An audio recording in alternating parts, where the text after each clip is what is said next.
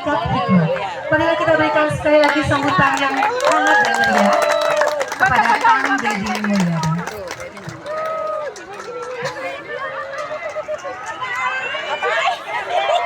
Bapak Aing mana Bapak Aing?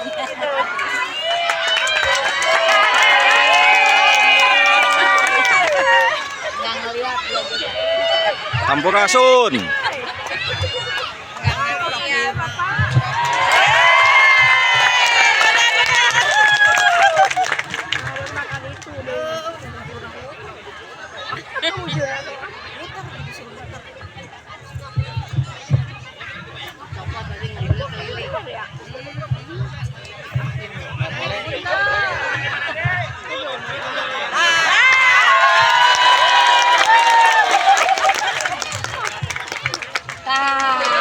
Sampurasun.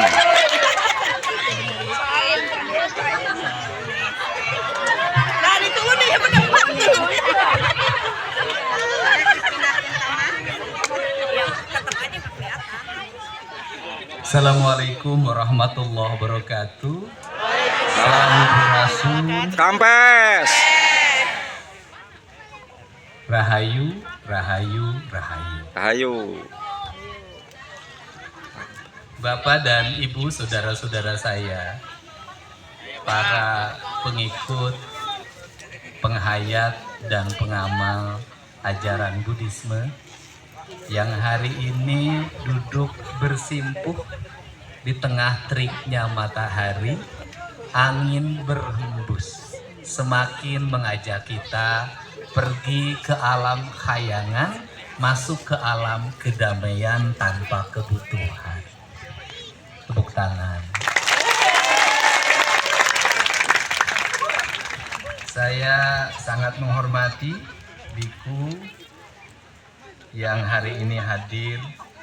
Semoga Bapak biku senantiasa sehat, damai, penuh pelindungan, selamanya bersama semesta. Oh, sadu. Pak Dirjen yang baru mendapat penghargaan, tanpa penghargaan pun Pak Dirjen tetap berharga.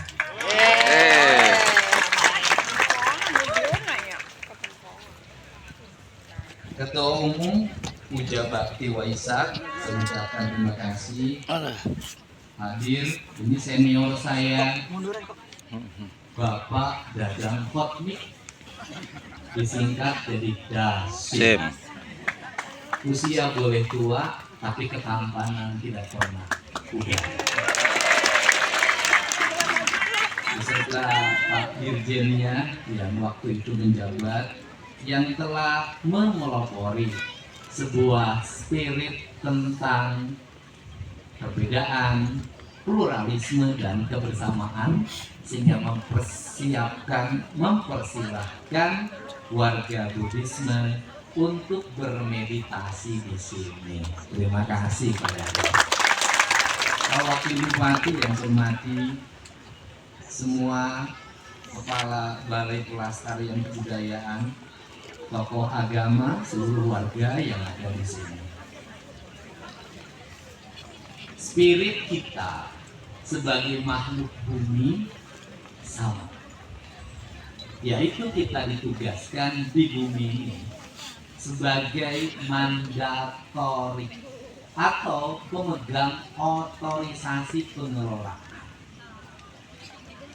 Karena kita pemegang otorisasi pengelolaan, maka hak pengelolaan kita ada batasan, yaitu batasannya umur sejak dilahirkan sampai kematian. Karena kita ada batasan, maka Sang Buddha mengajarkan satu hal dalam hidup: jangan pernah melebihi batas. Sikap yang melebihi batas inilah yang melahirkan kerusakan. Sikap melebihi batas inilah yang melahirkan kekacauan. Sikap melebihi batas inilah yang melahirkan peperangan. Sikap melebihi batas inilah yang melahirkan kebencian turun-menurun. Maka bagi mereka yang mencintai Sang Buddha, dalam hidupnya satu hal yang tidak boleh ada, rasa benci terhadap sesama. Karena tidak boleh ada rasa benci, apalagi diturunkan pada generasi berikutnya. Kalau kata orang Sunda, kajen teuing paeh kabale bangke aing ngewa kasia 7 turunan. Tidak boleh. Peperangan yang terjadi di muka bumi hari ini adalah rasa benci yang dipelihara. Diwariskan dari generasi ke generasi, melahirkan peperangan yang tidak pernah berakhir. Kita sebagai manusia yang mengedepankan rasa dan cinta sebagai basis utama kehidupan, maka kita sangat mencintai cinta dan sangat mencintai rasa. Orang yang mencintai rasa dan cinta, jangankan membunuh, menginjak rumput pun dia tak kuasa. Orang yang mencintai cinta dan rasa, jangankan menganiaya orang lain, motong ayam pun dia tak kuasa. Orang yang memiliki cinta dan rasa, jangankan membunuh, dia motong kambing pun dia tak kuasa. Kenapa? Rasanya bersama semesta. Karena rasanya bersama semesta, maka pola hidupnya selalu diutamakan apa yang menjadi kebutuhan hari ini. Makanannya pun dibatasi, minumnya dibatasi, bajunya dibatasi, sikapnya dibatasi. Sikap yang membatasi diri telah memberikan ruang bagi orang lain untuk tanpa batas. Sikap membatasi diri membuka ruang bagi orang lain untuk hidup tanpa batas. Tetapi sikap yang tanpa batas maka akan membuat orang lain terbatas. Seringkali dunia menggambarkan orang yang membatasi diri adalah orang yang kalah. Orang yang tanpa batas adalah orang yang menang. Tapi di mata Buddhisme, di mata Sang Buddha, orang yang membatasi diri itulah orang yang menjadi pemenang selamanya. Maka kerangka ini akan menjadi kerangka spirit. Bicara tentang candi jiwa, candinya juga candi jiwa. Kalau candi jiwa, maka dia hidupnya di mana? Bukan hanya di Batu Jaya, bukan hanya di Karawang, tapi dia hidup di dalam relung hati. Candinya hadir dalam setiap waktu, maka ucapannya tidak mau menyakiti orang lain. Candinya hadir dalam setiap waktu, maka usahanya tidak boleh merampas hak orang lain. Candinya hadir dalam setiap waktu, maka tindakan-tindakannya dia tidak boleh merusak orang lain.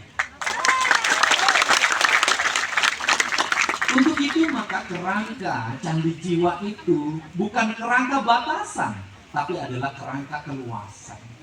Kalau kerangka keluasan, maka hari ini kita bersama-sama melakukan kontemplasi diri. Dalam bahasa dulu ngaji saya adalah tafakur. Maka kalimat tafakur tidak ada batasan tempat. Dia bisa bertafakur di mana saja, kapan saja. Karena dia bertafakur di mana saja, kapan saja. Karena seluruh alam raya ini dalam ajaran ulama saya adalah milik Allah. Maka kita berhak untuk bertafakur dimanapun. Beda dengan ritualitas, beda dengan syarat. Untuk itu, bahasa saya tidak ingin orang datang ke Batu Jaya untuk rekreasi. Karena dia akan mengeluarkan banyak sampah. Saya tidak ingin orang datang ke Batu Jaya hanya untuk piknik. Karena dia hanya akan mendapatkan kesenangan semata. Saya tidak ingin orang datang ke sini dengan dasar untuk meningkatkan pendapatan asli daerah, menumbuhkan ekonomi, tidak. Saya ingin orang datang ke sini ingin mencari kedamaian, kenyamanan, meditasi sampai pada tingkat puncak spiritualitas kebahagiaan. Maka orang-orang yang datang ke sini sampai pada puncak kebahagiaan, pada puncak sebagai seorang Buddhisme, dia tidak akan pernah takut dompetnya ditebarkan pada siapapun tanpa melihat agama apa. Dia akan menjaga untuk tidak menyampah lidahnya. Dia akan menjaga tidak menyampah tatapan matanya. Dia tidak akan menyampah tatapan pendengarannya. Dia tidak akan membuang sampah. Kenapa? Karena dia ingin menjadi seorang Buddhisme sejati. Merawat, menjaga, melahirkan kedamaian. Bukan untuk memperlebar sayap kekuasaan, bukan untuk memperkuat organisasi di mana kita berada, tapi kita ingin memperkuat keteguhan hati, cinta dalam candi yang berjiwa penuh rasa menuju semesta dan Sang Maha Kuasa. Inilah semua. Untuk itu, saya tadi sudah ngomong, seluruh areal Sabah ini lagi akan saya persiapkan ke depan untuk dibebaskan oleh Pemprov Jabar. Mantap, mantap. Nuhun. Petani menggarapnya, saya ingin merubah tanamannya dari tanaman komersial 3 bulan menjadi tanaman spiritual yang 5 bulan. Apa? Kita ingin menerapkan ruh dan jiwa. Jujur saya katakan, ketika masuk ke sini saya melepas alas kaki saya. Kenapa? Saya harus menghormati tempat yang dianggap punya nilai spiritualitas. Saya tidak mau alas kaki saya tidak bersentuhan dengan rumput-rumput yang diberkati. Ke depan, tahun depan saya berharap tak ada lagi tenda yang berdiri. Saya ingin peringatan ini dilakukan malam hari. Boleh. Agar apa? Agar kita tak terpisah lagi dengan langit. Agar kita tak terpisah lagi dengan matahari atau ketika senja. Agar tubuh kita tetap bersama semesta. Tubuh kita harus bersama matahari. Tubuh kita harus bersama tanah. Tubuh kita harus bersama air. Tubuh kita harus bersama udara. Agar dia tetap menjadi satu kesatuan yang dalam kalimat keindonesiaan disebutnya manusia Indonesia seutuhnya, yang dalam kalimat keislaman disebutnya insan kamil. Dan jiwanya harus ada dalam seluruh tubuhnya. Jiwa ada di tanahnya, jiwa ada di mataharinya, jiwa ada di udaranya, jiwa ada di anginnya. Ajaran agama hampir mengajarkan hal yang sama, cuma sudut pandang dan kaidah yang berbeda. Untuk itu, saya mengucapkan selamat Hari Waisak. Semoga Waisaknya hidup dalam setiap hari, bukan setahun sekali. Kalau Waisak hidup dalam setiap hari, maka setiap hari orang merayakan. Merayakannya bukan memperbanyak sound system, bukan memperbanyak tenda, tapi merayakannya dirayakan dalam hati yang damai dan jiwa yang suci, hidup penuh tuntunan, langkah penuh atikan, ucapan penuh didikan, maka dunia ini akan damai selamanya. Semoga pertemuan kita adalah pertemuan cinta. Semoga tepuk tangan kita adalah tepuk tangan rasa, dan kita berdiri duduk pada alas yang sama. Agama boleh kita berbeda, tetapi jiwa kita sama. Jadikanlah agama sebagai nilai universalitas yang didasarkan pada rasa, agar kita tidak menemukan beda. Jangan jadikan agama dipersempit dalam wilayah organisasi dan kelembagaan. Kita akan berlomba, bertengkar untuk memperbanyak jumlah anggota. Ujungnya kita bertengkar karena kas organisasi diperebutkan oleh kita. Jadilah kita jiwa yang merdeka, jiwa tanpa ikatan, jiwa yang tidak dibatasi oleh ruang batas dan waktu, tapi jiwa yang hanya diikat oleh satu, Tuhan yang Maha Besar. Dalam sudut pandang kita yang berbeda-beda cara memahami. Setiap orang ada yang memahami saya ragam. Ada yang memahami saya sebagai orang yang pemarah kalau bertemu dengan kesemrawutan. Ada yang memahami saya selalu tersenyum kalau bertemu dengan gadis-gadis cantik. Ada yang memahami saya penuh pelukan kalau bertemu dengan nenek-nenek tua. Bedanya kalau memeluk nenek tua ada kamera, kalau memeluk gadis muda tanpa kamera. Ada yang memahami saya sebagai orang yang spontan. Ada yang memahami saya sebagai orang yang humoris. Ada yang memahami saya sebagai orang yang terlalu bebas.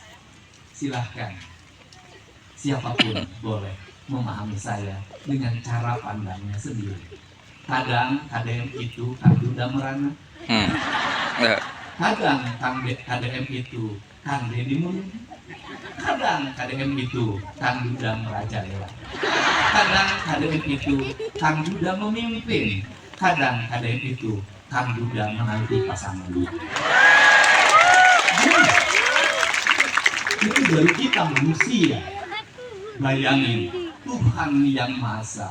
Dalam bahasa agama saya, Allah Subhanahu wa Ta'ala yang memiliki nilai yang maha luas, tak mungkin dipahami dalam satu sudut.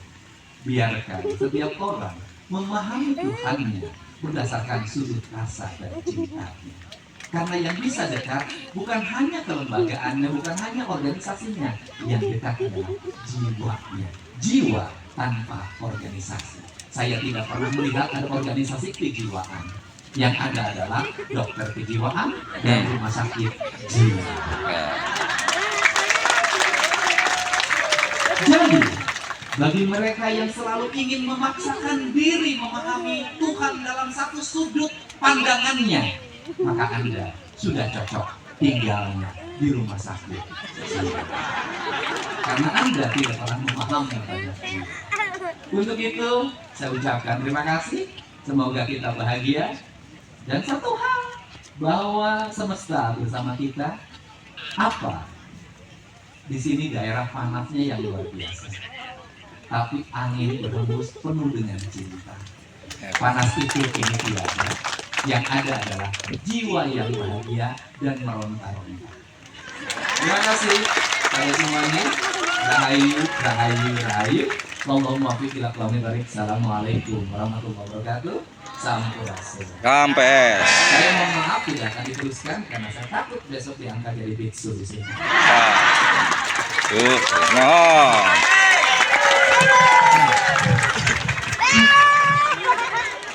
Terima kasih kepada Kang Deddy Mulyadi selaku Gubernur Jawa Barat yang telah memberikan kata sambutan.